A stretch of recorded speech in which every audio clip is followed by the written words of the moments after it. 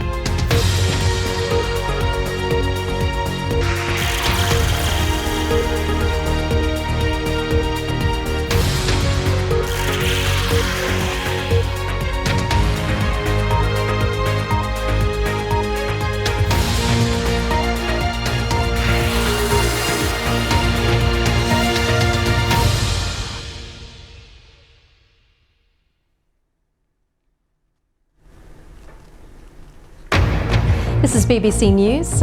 Welcome if you're watching here in the UK or around the globe.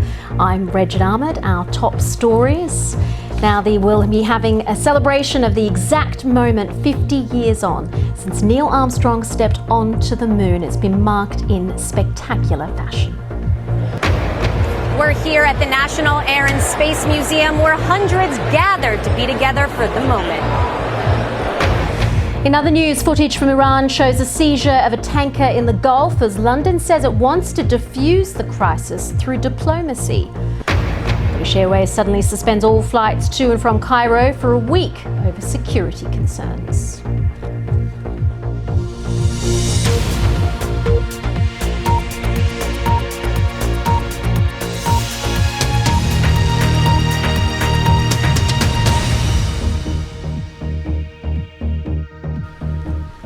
Hello and welcome to BBC News. Now, a few minutes ago marked the exact moment Neil Armstrong set foot on the moon 50 years ago.